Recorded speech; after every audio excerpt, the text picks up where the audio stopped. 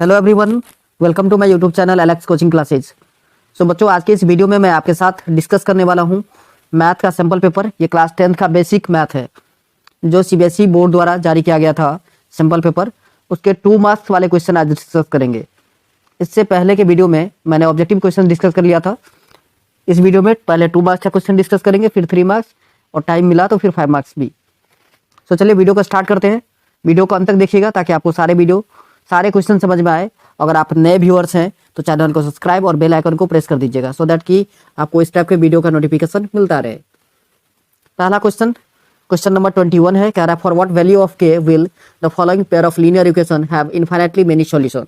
सो देखिए, infinitely many solution के लिए कंडीशन क्या होता है कि a1/a2 इक्वल होना चाहिए b1/b2 के, इक्वल होना चाहिए c1/c2। तो फर्स्ट इक्वेशन से बच्चों यहाँ अगर a1 का वैल्यू आप फाइंड आउट करते हो तो k होगा। a1 क्या होता है? Coefficient of x in equation 1, b1 coefficient of y in equation 1 that is 3 हो जाएगा, और c1 constant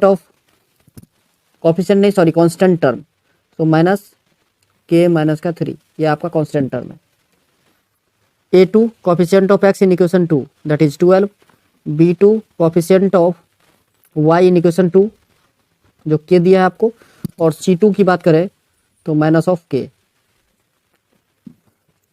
so a1/a2 equal होना चाहिए b1/b2 के, इक्वल होना चाहिए c1/c2 के for infinitely many solution. Already मैंने ऊपर कंडीशन लिख दिया है तो दोबारा लिखने की जरूरत है नहीं, अब सीधा वैल्यू सब्स्टिट्यूट कर देते हैं। So k/12 is equals to 3/k is equals to minus of k minus 3 divided by minus of k। So minus minus cancel. अब देखो फर्स्ट और सेकंड को अगर आप कंपेयर कर दोगे तो k² इज इक्वल्स टू 12 3 जा 36, सो k equals two plus minus √36, सो k इक्वल्स टू प्लस 6 और माइनस 6, दोनों वैल्यू होगा।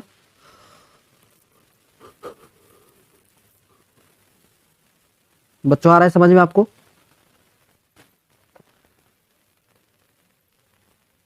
नेक्स्ट क्वेश्चन है आपका क्वेश्चन नंबर 22। कह रहा है in the figure altitude AD and CE of a triangle ABC intersect each other at the point P so that triangle ABD similar to triangle CBE। Triangle ABD ध्यान से देखना है आपको, और दूसरा CBE।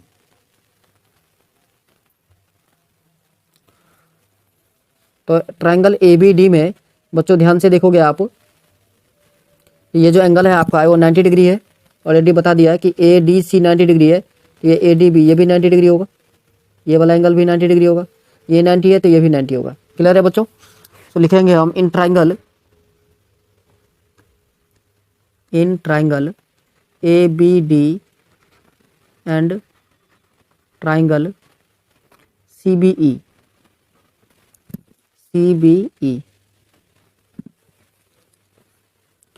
Angle ADB equals to angle CEB is equals to 90 degree.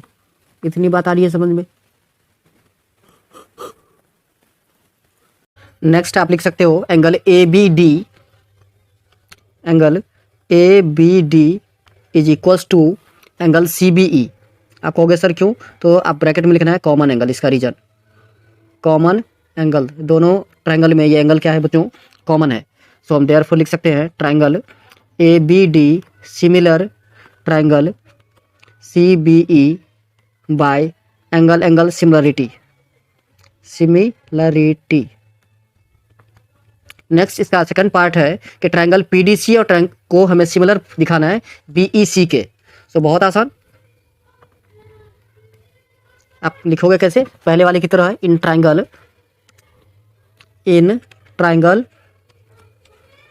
PDC and triangle, दूसरा क्या लेना है हमें? BEC। तो इस दोनों ट्रायंगल को आप ध्यान से देखोगे तो एंगल PDC इक्वल हो जाएगा एंगल BEC के। Equals to 90 degree. सेकंड चीज़ आपको दिखेगा, दूसरा ट्रायंगल अगर आप ध्यान उसी ट्रायंगल में देखोगे तो दूसरा angle P C D equal हो जाएगा किसके, बी सी ई के। ये भी आपका कॉमन एंगल है, कॉमन एंगल। तो यहाँ भी आपको दो एंगल इक्वल दिख गया। तो एंगल एंगल सिमिलरिटी से हम लिख सकते हैं therefore triangle P D C similar triangle B E C by angle angle similarity. Clear है बच्चों, बहुत ही आसान कंसेप्ट था। चलिए नेक्स्ट क्वेश्चन है आपका, इसी का और पार्ट है। और पार्ट में अब क्या बोल दिया कि in the given figure d e parallel a c. अब ध्यान से देखिए, डी ई जो है वो पैरेलल है किसके, तो ए सी के। ध्यान से देखिए, जो लाइन है डी ई ये वाली लाइन है और ए सी आपकी ये वाली लाइन है, ठीक है ना। ये दोनों क्या है, पैरेलल है। तो आप बीपीटी लगाओगे तो क्या होगा कि साइड का रेशियो इक्वल होना चाहिए बीपीटी के according to BPT. So in triangle आपको लिखना है in triangle A B C D E जो है वो पैरेलल है किसके, ए सी के। तो इसका मतलब है कि साइड का रेशियो इक्वल होना चाहिए। तो साइड का रेशियो आप क्या लिखेंगे, b D by A D is equals to, या b D by d a भी आप लिख सकते हैं, एक ही चीज़ है, equals to b e by e c. Equation first. दूसरा देखिए, सेकंड बोला कि डी एफ पैरेलल है ए ई के। अब डी एफ और ए ई कहाँ है, ध्यान से आप देखेंगे, D F parallel to A E. So D F है बच्चों यहाँ पर, ये रहा आपका डी एफ, ये वाली लाइन, और ए डी एफ किसके पैरेलल है, ए ई के। तो ए ई कौन सा लाइन है, ये वाली, ये लीजिए। तो ये दोनों अगर पैरेलल है तो यहाँ भी साइड का रेशियो क्या होना चाहिए, इक्वल होना चाहिए। तो लिखेंगे इन ट्राइंगल ए बी ई, क्या लिखना है, A B E, in triangle A B E D F parallel A E. Therefore according to BPT क्या लिखोगे आप, B D by A D is equals to हो जाएगा B F by F E. Let it be equation second. So from equation first and second, from equation first and second, first और second से आप देखोगे left left के equal है तो right right के इक्वल होना चाहिए, ठीक है ना। So b F by f c या f e b e by e c हो गया प्रूव्ड। बहुत ही आसान क्वेश्चन था।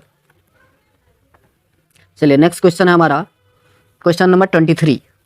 करा two concentric circle of radius 5 centimetre and 3 centimetre, find the length of the chord of the larger circle which touches the smaller circle. Okay, बहुत आसान, आपको ध्यान से समझना है। दो कंसेंट्रिक सर्कल है, सबसे पहले हम डायग्राम बना लेंगे। टू कंसेंट्रिक सर्कल, सपोज कीजिए एक सर्कल ये रहा आपका, एक और सर्कल बनाना है।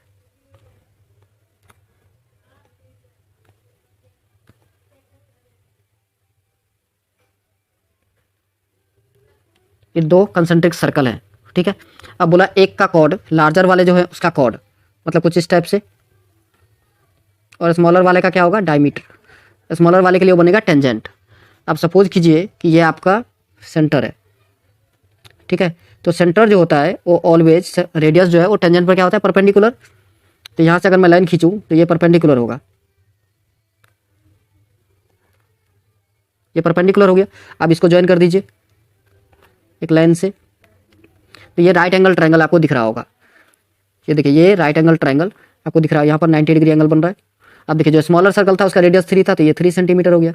इसको ओ लेट कर लेते हैं, ए बी, और यहाँ पे लेट इट बी डी, या फिर सी भी आप ले सकते हो, कोई दिक्कत नहीं है। इतनी बात आ रही है समझ में। तो ये 3 सेंटीमीटर है और ये जो रेडियस है लार्जर सर्कल का ये 5 सेंटीमीटर, यहाँ पर आप लिख दोगे। तो आपको लिखना है let O be the centre of two concentric circle, centre of two concentric circle concentric circle, बस इतना छोटा सा एक लाइन लिख देना आपको, and A B be the chord, and A B be the chord of larger circle, larger circle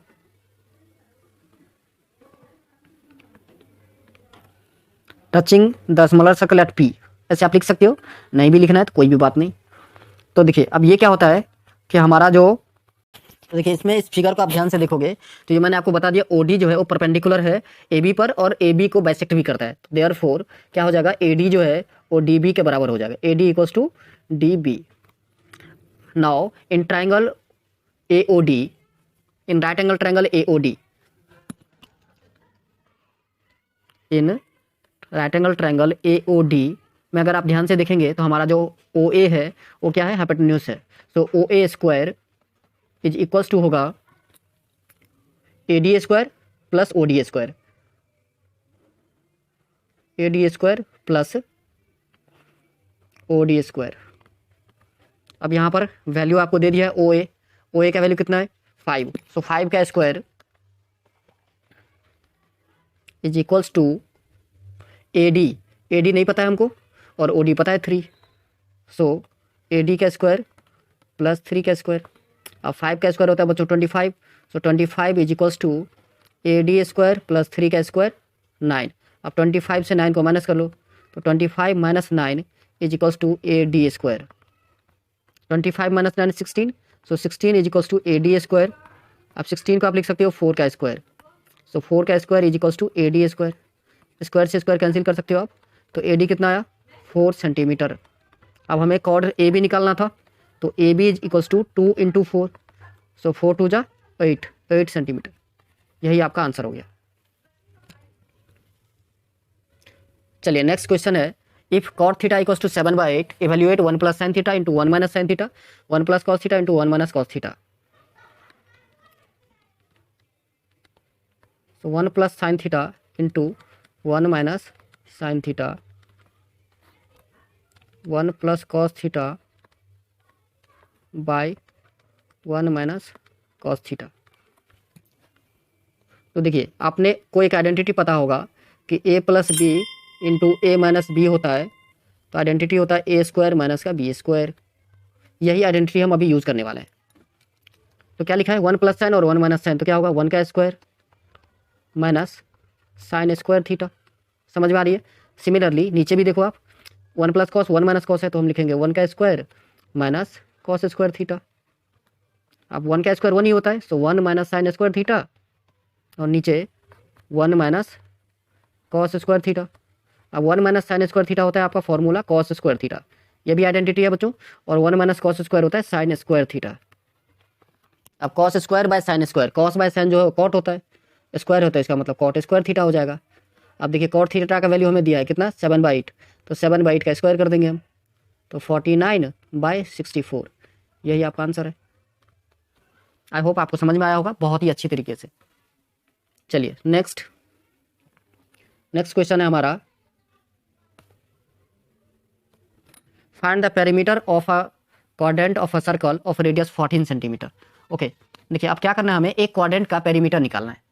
ठीक है, सो क्वाड्रेंट बना पहले ड्राइंग कर लेते हैं हम, तो ये कंसेप्ट आपको समझ में आएगा। ऐसे मैं बता दूंगा तो समझ में आएगा नहीं, इसलिए ड्राइंग जरूरी है। देखिए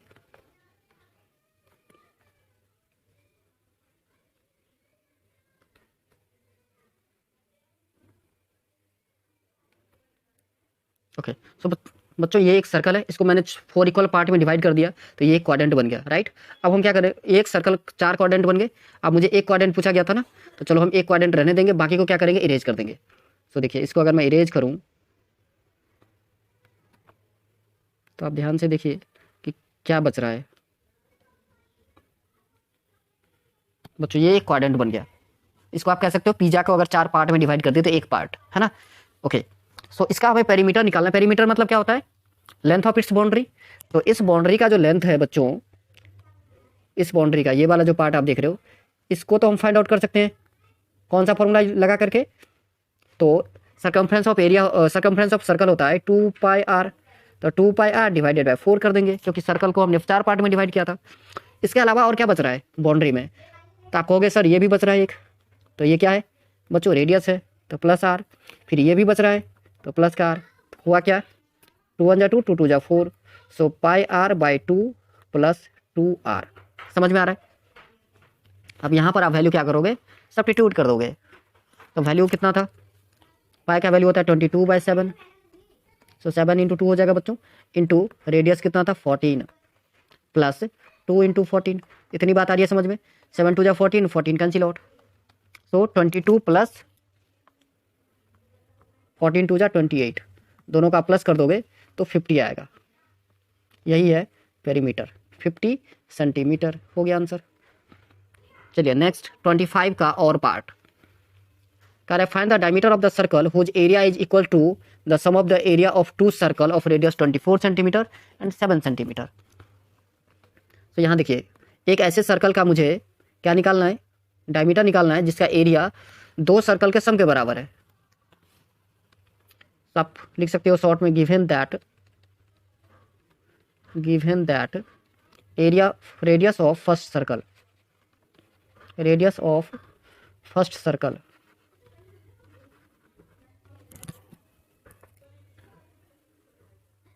इज इक्वल्स टू कितना दिया है 24 centimetre, radius of second circle आप चाहो तो R1 R2 लेकर के भी कर सकते हो, पहले वाले को R1 और दूसरे वाले को R2।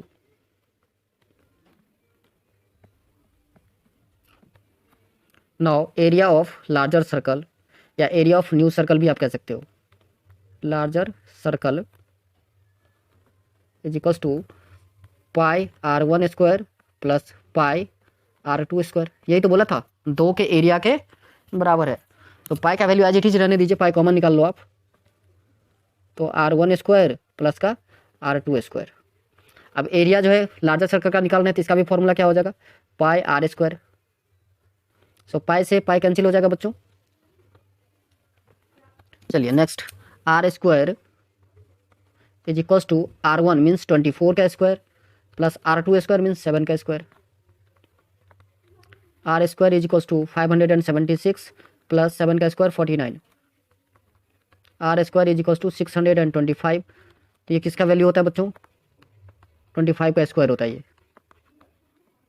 स्क्वायर से स्क्वायर कैंसिल कर सकते हो आप, तो रेडियस इक्वल्स टू 25 सेंटीमीटर। हमें डायमीटर निकालना था, तो डायमीटर 2 × 25 इक्वल्स टू 50 सेंटीमीटर। अब ये जो मैंने स्क्वायर से कट किया है, ये चाहो तो आप ऐसे भी लिख सकते थे कि R equals to under root 625, और 625 का रूट जो है 25 होता है। तो ऐसे भी आप लिख सकते हो, ठीक है। चलिए नेक्स्ट क्वेश्चन है बच्चों सेक्शन सी, ये 3 मार्क्स के क्वेश्चन है। Prove that √5 is an irrational number. बहुत ही आसान कंसेप्ट है, आपने बहुत बार किया होगा, √2 √3 √5 √7 सबका एक ही कंसेप्ट है। सो सबसे पहले करना क्या होता है इस टाइप के क्वेश्चन में, लेट कर लो कि ये एक रेशनल नंबर है। सो सबसे पहले आप लिखोगे let √5 is a rational number. अगर ये रेशनल नंबर है तो आपको पता होगा कि रेशनल नंबर को हम P/Q के फॉर्म में लिख सकते हैं। Therefore √5 is equals to P/Q, where P and Q are coprime.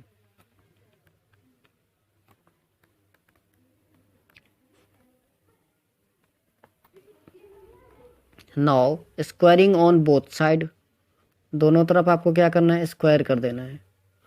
Squaring on both side,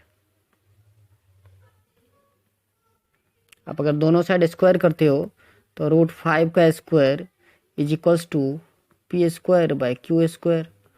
अब √5 का स्क्वायर 5 होगा, सो 5 is equals to P² / Q², ठीक है।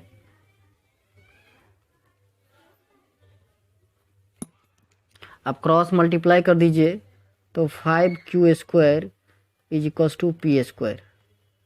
Late it be equation first. So आपको लिखना है here p square is divisible by 5, so p is also divisible by 5। ये आपका एक थ्योरम है, divisible by 5, so p is also divisible by 5।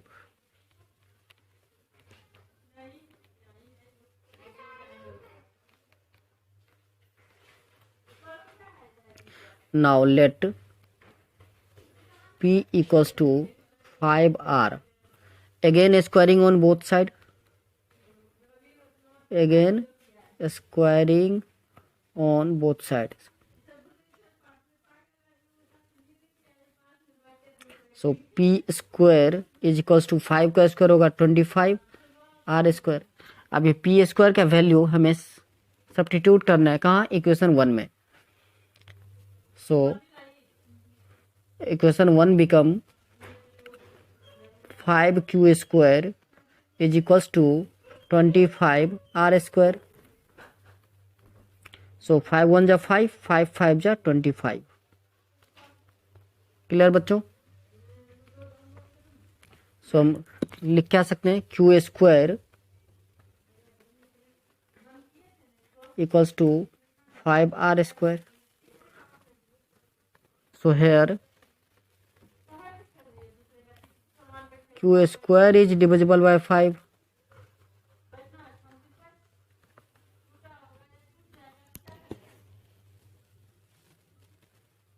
Divisible by 5.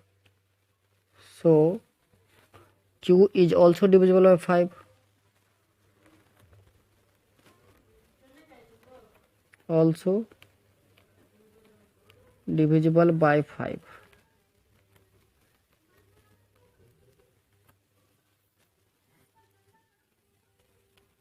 Thus P and Q have at least 5 as a common factor. As a common factor. Common factor. अब बच्चों देखो, starting में हमने बोला था कि P और Q को प्राइम है। को प्राइम का मतलब ये होता है कि दो नंबर के बीच कॉमन फैक्टर ओनली 1 है। ठीक है, ये होता है मतलब। लेकिन यहाँ पर हम क्या दिखा रहे हैं कि ये जो P और Q है ये दोनों डिवाइड हो रहा है किससे, 5 से। इसका मतलब तो गलत हो गया ना, हमने जो लेट किया था वो गलत हो गया, हमने तो को प्राइम बोला था। तो लिखोगे आप this contradiction has arisen because of our wrong assumption. ऐसा इसलिए हुआ क्योंकि हमारा मानना गलत था। This contradiction has arisen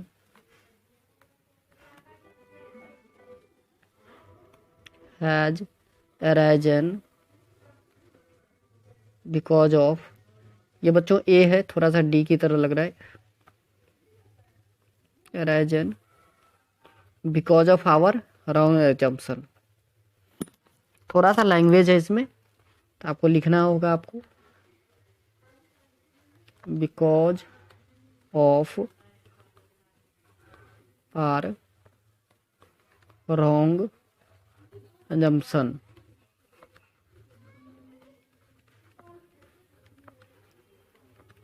hence root 5 is an irrational number. Irrational number. ठीक है बच्चों, चलिए नेक्स्ट क्वेश्चन देखते हैं। उसी पेज में आई थिंक और भी क्वेश्चन थे। Yes,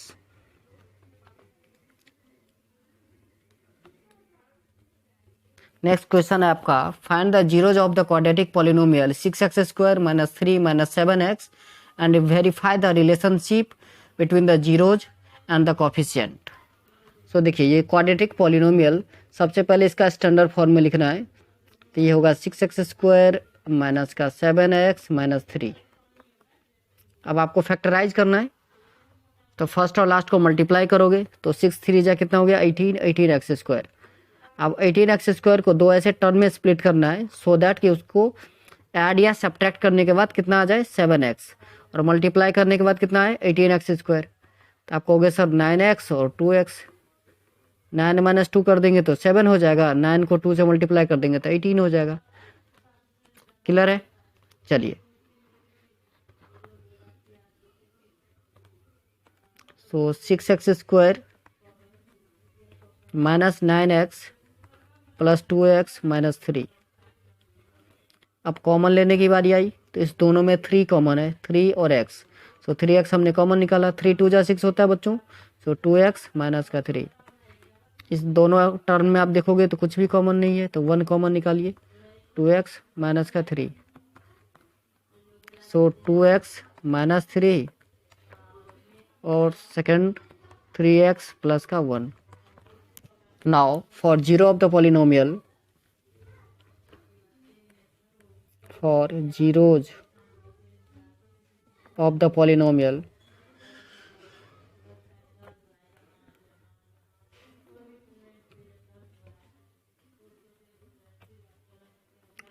to x minus 3 is equals to 0।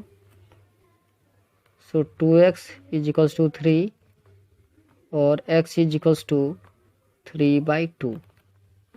Similarly 3x plus 1 equals to 0, 3x is equals to minus 1 और x इक्वल्स टू माइनस 1/3। तो यहाँ पर आपको दो जीरोज मिल गए। आप चाहो तो एक को अल्फ़ा लेट कर सकते हो, अल्फ़ा इक्वल्स टू 3/2 और दूसरे को बीटा लेट कर लीजिए -1/3। अब हमें वेरीफाई करना है रिलेशन।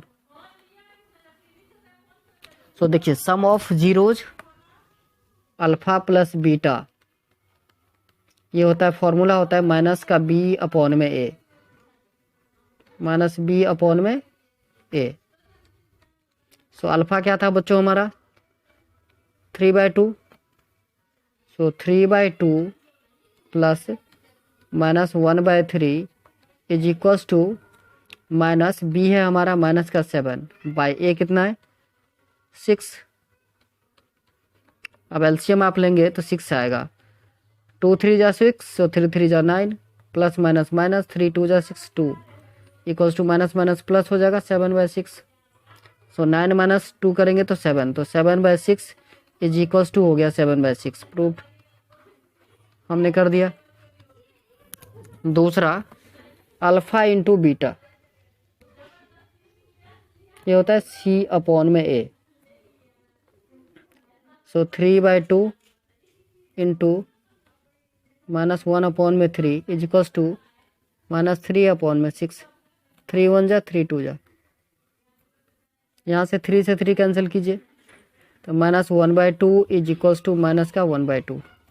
ये भी हो गया प्रूफ। तो यही रिलेशनशिप प्रूफ